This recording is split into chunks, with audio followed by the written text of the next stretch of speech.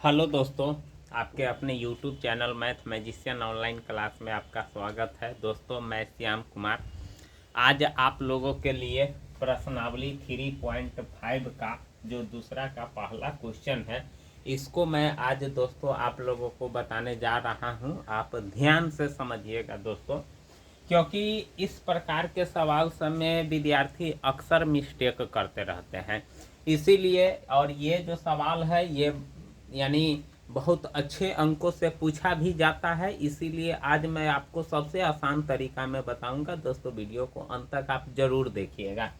सबसे पहले देखिए, समीकरण सवाल क्या है कि ए और बी के किन मानों के लिए, इसका मतलब आप समझ रहे हैं कि ना, कि ए और बी के किन मानों के लिए ए और बी का वैल्यू आपसे पूछ रहा है। निम्न रैखिक समीकरणों के युग्म के अपरिमित रूप से अनेक हल होंगे। ये जो समीकरण दिया हुआ है, इसका जो हल होगा ना, अपरिमित रूप से अनेक होगा।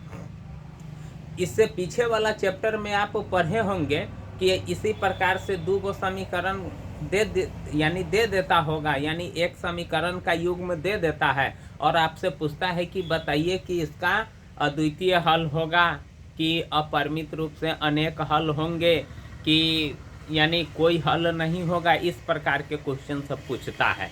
लेकिन सवाल यहाँ स्पष्ट कह रहा है कि निम्न रैखिक समीकरणों के युग्म के अपरिमित रूप से अनेक हल होंगे। मतलब ये जो समीकरण आप देख रहे हैं ना, इसका अनेक हल होगा। यानी ये बात मैं नहीं कह रहा हूँ, ये बात सवाल के द्वारा पता चल रहा है कि इस समीकरण का जो हल होगा अपरिमित रूप से अनेक होगा। तो जब अनेक होगा तो सबसे पहले जब अनेक होगा तो क्या होगा, a1/a2 बराबर b1/b2 बराबर c1/c2। ये तीनों बराबर होगा। जब अपरिमित रूप से अनेक होगा हल तो यह तीनों क्या होगा, बराबर होगा। सबसे पहले a1 a2 b1 b2 c1 c2 निकाल लेते हैं, ढूंढ लेते हैं कि आखिर में कहाँ a1 a2 b1 b2 c1 c2 है।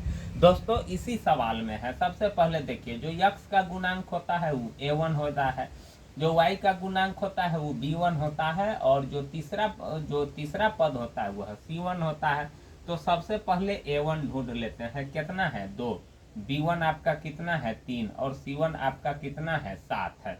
उसके बाद a2 आपका कितना है a-b है, क्योंकि x का गुणांक यहाँ a-b है, और b2 आपका कितना है a+b है, और c2 आपका कितना है, पूरे है 3a+b-2। यहाँ से ये पूरा है। ठीक ना दोस्तों, यही सबसे पहले a1 b1 c1 a2 b2 c2 आप छांट लीजिएगा। जब यहाँ लिखना होगा कि चूंकि इस समीकरण, यहाँ लिखना पड़ेगा इस समीकरण युग्म के हल अपरिमित रूप से अपरिमित रूप से अनेक है, अपरिमित रूप से अनेक है, अपरिमित रूप से अनेक हल है, अनेक हल है। इसलिए a1/a2 तो 2/a-b बराबर 3/a+b बराबर 7/3a+b-2। देख रहे हैं ना दोस्तों, यही चीज होगा। 2/a-b 3/a+b बराबर 7/3a+b-2।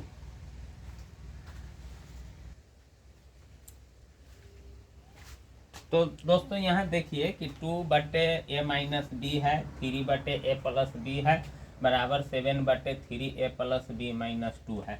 तो देखिए तीनों यहाँ बराबर है। तो जब तीनों यहाँ बराबर है तो इसका मतलब इसके बराबर में ये और इसके बराबर में ये, या इसके बराबर में ये और इसी के बराबर में ये, कोई किसी के बराबर में हो सकता है। तो यहाँ a और b का मान हमसे पूछ रहा है, तो एक बार मैं क्या करता हूँ, इसके बराबर में इसको कर देता हूँ, इसको बराबर में इसको, यानी 2/a-b बराबर 3/a+b हो जाएगा। अब समीकरण जिस प्रकार से हल करते हैं, इसको हल करेंगे। सबसे पहले तिरछा गुना करते हैं, तो चलिए तिरछा गुना करते हैं। तो क्या हो जाएगा, 2 यहाँ से पहले गुना करते हैं 3a माइनस 3b बराबर 2a प्लस 2b। यहाँ समीकरण को आपको सॉल्व करने आता है ना, यहाँ क्रॉस मल्टीप्लिकेशन किए हैं। अब देखिए 3a इसको यहाँ खींच लेते हैं 2a और फिर 2b को इधर खींच लेते हैं, तो क्या हो जाएगा माइनस 2b। इधर तो कुछ नहीं बचा क्योंकि बराबर के इस साइड जो 2a था इसको इस साइड ले आए, 2b जो था उसको भी इस साइड ले आए, तो इधर कुछ नहीं बचा तो बराबर 0।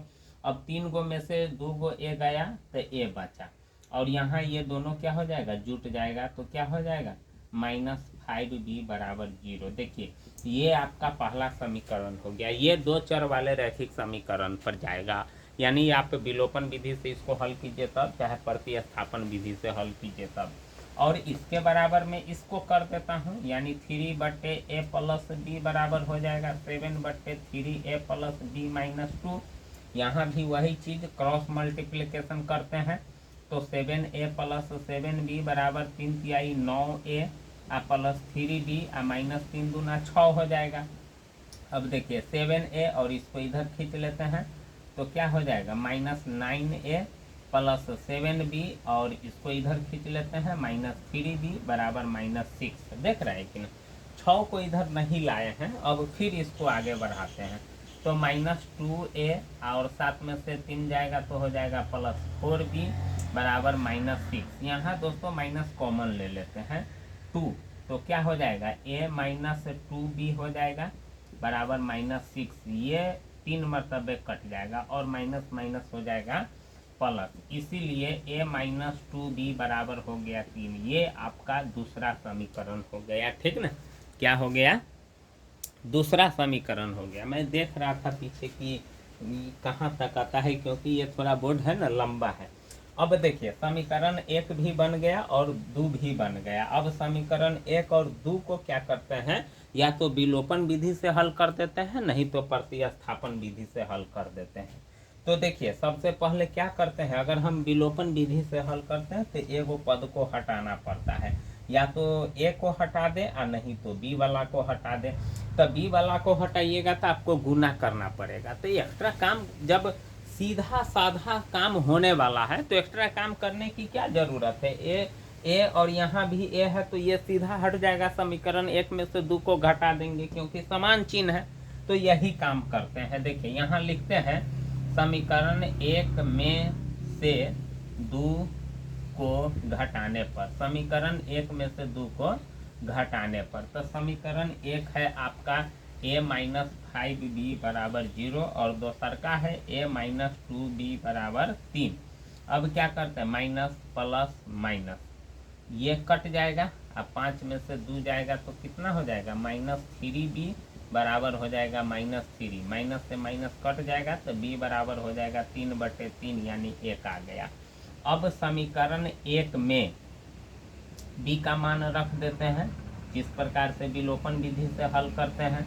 मान रखने पर तो समीकरण 1 आपका कितना है, सो देखिए a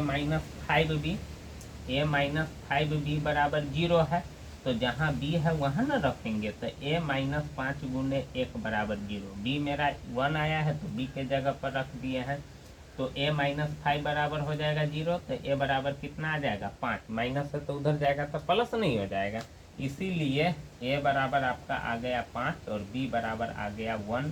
यही आपका क्या हो गया, यही आपका आंसर हो गया। तो a और b का मान निकल गया। तो दोस्तों अगर आप ये सवाल समझ गए होंगे तो आप वीडियो को ज़रूर लाइक कीजिएगा, मेरे चैनल को भी दोस्तों ज़रूर सब्सक्राइब कर दीजिएगा। अब इसके बाद मैं आपके साथ रेगुलर रहूँगा दोस्तों। आज के लिए बस इतना ही। थैंक यू, धन्यवाद।